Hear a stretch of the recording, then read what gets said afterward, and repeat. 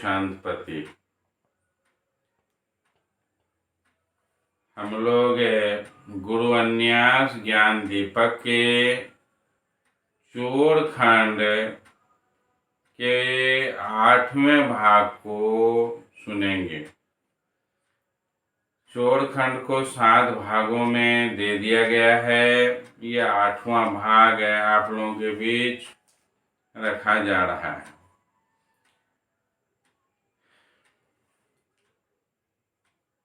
कहते हैं दोहा में, अस गुणान जीव चोर के, वस्तु पराई जान, पाछे साहु जान के, संकट चोर जीवान।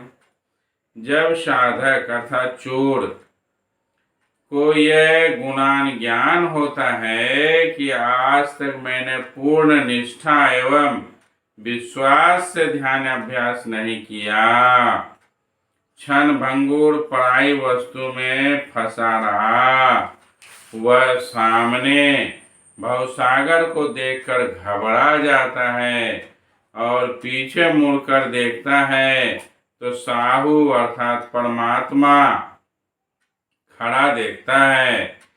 यहाँ जीव अर्थात साधक अपने को बड़ा ही कठिन परिस्थिति में पाता है।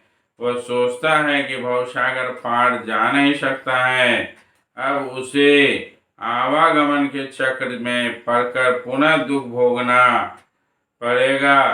यह सोचकर वह बहुत दुखी होता है। जो भवसागर पार करेगा वही आवागमन के चक्र से कुछ बच सकता है। चौपाई स्वामी जी कहते हैं, चौपाई में कहते हैं, कैसे सोचता ही के जाही, से गुरु समझावही, कैसे पार होत है प्राणी, से कई गुरु समझाववानी।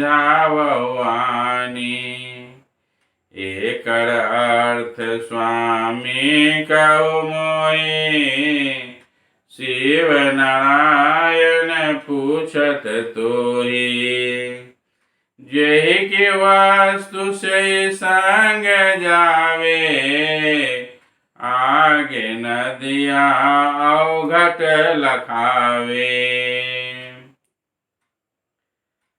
बड़ा ही सुंदर शब्दों में स्वामी जी परमात्मा से कहते हैं, दुखहरण स्वामी से निवेदन करते हैं कि हे गुरुदेव, जो जीव भवसागर के किनारे बैठकर सोचता है उसकी सोच चिंता कैसे दूर होगी, वह किस प्रकार भवसागर के पार जाएगा। आहा, पूरे मानव जगत के लिए एक बहुत ही सुंदर सवाल स्वामी जी करते हैं। यह मुझे समझा कर कहें, प्राणी जीवन में भला बुरा जो कुछ करता है वह कार्य करके साथ जाएगा और उसका फल उसे भोगना ही पड़ेगा, किंतु सामने जो अवघट नदी है उसे किस प्रकार पार किया जाए, इसे समझाकर कहें।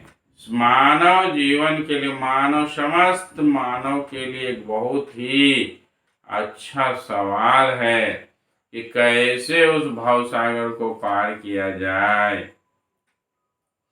चौपाई में फिर कहते हैं, नहीं देखे नाव नहीं देखा बेड़ा, बिना केवट कैसे हो निवेरा, जो सुने चोर तू सब कोई धावे, तब कैसे के निवहम पावे, रहे अकेला काश कहीं, सुनो स्वामी कैसे के निवहीं, केहू न काहू से देखे साथा, भूल करे आयहु यही पंथा। हे स्वामी, चोर अर्थात साधक जब भवसागर के किनारे न तो नाव देखता है और न तो बेड़ा देखता है, तो वह बहुत व्याकुल हो जाता है। वही उसी समय शरीर के भीतर के पहरेदार काम, क्रोध, लोभ, मोह आदि चोर पर एक साथ धावा बोल देते हैं। हे स्वामी, उन दुष्टों से अर्थ साधक कैसे बचे? वहां तो अकेला रहता है, अपना कष्ट वह किसे सुनाए? जो कोई उसकी सहायता करे, वहां कोई साथी संगी दिखाई नहीं पड़ता है। जीव अर्थात चोर मन में सोचता है कि अगर जीवन में ईश्वर भजन किया होता तो आज भवसागर पार करने में कष्ट नहीं होता, भवसागर के किनारे बैठकर चिंता नहीं करनी पड़ती, कैसे हम उस पार जाएंगे। फिर चौपाई में कहते हैं, बैठी के से मन करत गुनाना, कैसे के जात से नगर आपना, महाजल ते ही पर संदेहा, नहीं सूझे देश कोश नहीं गेहा, भव अंधियार सूझत नहीं तेहि, आंधरी भय पाय नर देहि, गरजत ओंकार घटा भवाई, मानो मेघ चला दल छाई, दामिनी दमकत चहुर देखा, बिनु बादर बरसे कोई लेखा। वह भवसागर के किनारे बैठकर विचार करता है, गुनाना करता है कि भवसागर को पार कर अपना नगर यानी अपना घर कैसे जाऊंगा। सभी जीव के साथ ये बात होगी। अथाह जल को देखकर उसे यह संदेह हो जाता है कि क्या वह इस विस्तृत भवसागर को कभी पार कर सकेगा। भवसागर कितना कोस लंबा है उसे उसका ज्ञान नहीं है, चारों ओर अंधेरा ही अंधेरा दिखाई पड़ता है। आज उसे अपनी भूल का ज्ञान होता है।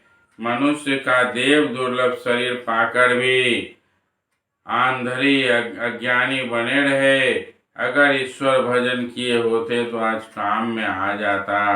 उसे ऐसा लगता है कि चारों ओर घटा छा गई है, मेघ दलबल के साथ आकाश में चक्कर लगा रहा है, बिजली चमक रही है, ओंकार की गूंज हो रही है। ऐसा लगता है बिना बादल की ही वर्षा होगी।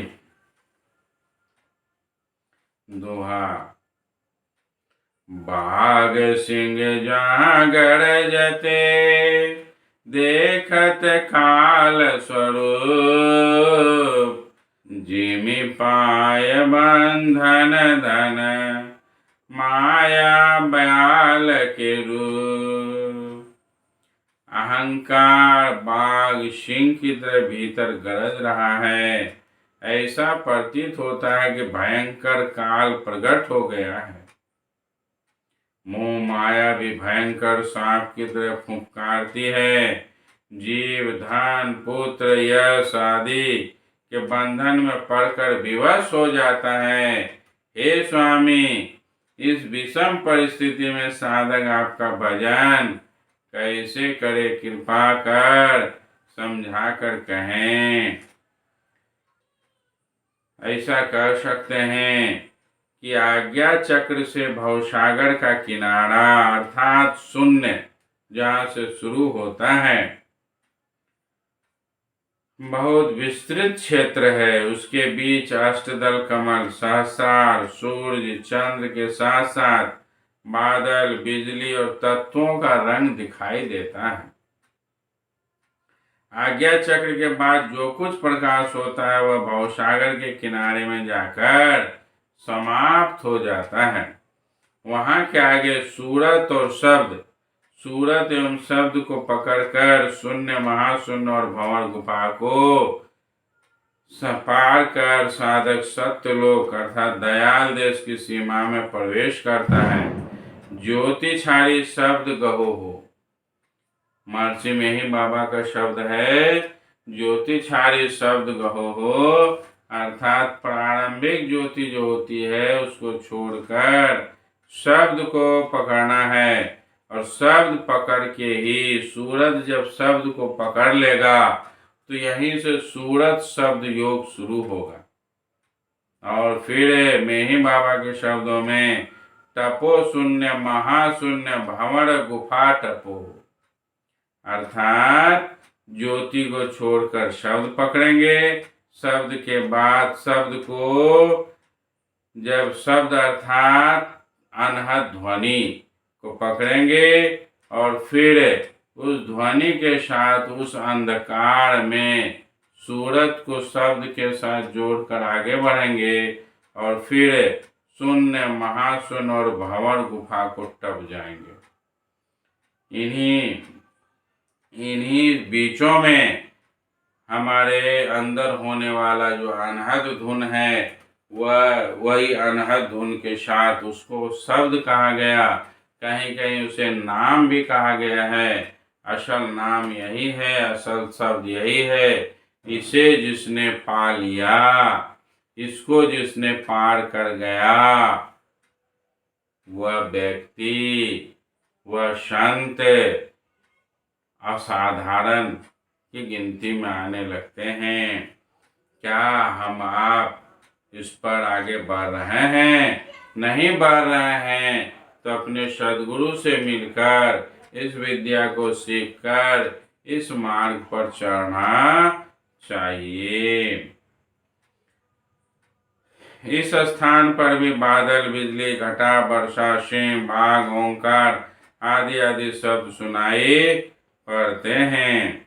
राधा स्वामी कहते हैं, ओम ओम धुन हो रही, बजा रहा मृदंग, मेघा गरजे जोर से, खूब लगा है रंग। बार बार बहुत सुंदर वर्णन। स्वामी जी भी अपने भजन के माध्यम से भी बोले हैं कि सच्चे गुरु जब तक नहीं मिलेंगे तब तक इस भवसागर को पार करना संभव नहीं है। मैं बार बार बोलता हूँ, बार बार कहता हूँ कि ये गेरुआ वस्त्र पहन लेना, त्रिशूल धारण कर लेना, जटाजूट बढ़ा लेना, मछली घोंगा खा लेना और गादी पूजन कर रात भर खंजरी पीट लेना और अपने को बहुत बड़ा बाबाजी समझ लेना, यह सबसे कल्याण होने वाला नहीं है। स्वामी जी कहते हैं, सत्य की नाव शब्द पतवारा, सतगुरु होत है खेवन हारा। ये भजनावली का लाइन है। गुरु के सुमरी नैया चढ़ी बैठव, झमकल जय भय वही पारा। स्वामी जी भजन के माध्यम से, दोहा चौपाई के माध्यम से हम जीवों को ये समझाने का प्रयास किए हैं कि सत के नाम शब्द पतवार अर्थात सूरत को शब्द में जोड़ना होगा, तभी कल्याण होगा। और तब गुरु को सुमिर कर उस नाव पर बैठेंगे और फिर भव सागर को झमकल अर्थात खूब आनंद से नाचते गाते जाएंगे। तो कर्म करना होगा, तब ऐसा संभव है। स्वामी जी की बातों को थोड़ा समझें और उस पर चलने का प्रयास करें। बातें बहुत हैं चोरखंड में और बहुत ही अच्छी बातें हैं। मैं आज यहीं तक कहकर अपनी वाणी को विराम देता हूँ। आदरणीय संत समाज, सच्ची साधना को पकड़ें। स्वामी जी और अन्यथा मेही बाबा हो, राधा स्वामी हो, कबीर साहब हो, आदि आदि सभी इसी रास्ते को बताने का प्रयास किए। संत साधक को चाहिए कि रास्ते को ठीक से सद्गुरु से समझकर उस पर चलने का प्रयास करे। अन्यथा झूठ का ही जीवन गंवाने से या अपने को बड़ा बाबा कहलाने से कुछ होने वाला नहीं है। शिव नारायणी मत पंथ, संत मत पंथ के लोग आँख खोल खोल कर देखें स्वामी जी क्या लिख कर गए और हम कर क्या रहे हैं, इस पर ध्यान दें। मैं बार बार विनीत प्रार्थना कर कहता हूँ, स्वामी जी के बताए मार्ग पर चलने का प्रयास करें, तभी हम शिव नारायणी हैं। अन्यथा ये काली दुर्गा आदि आदि पूजा करने वाले संसार में बहुत लोग हैं। जय गुरु संतपति, जय गुरु संत।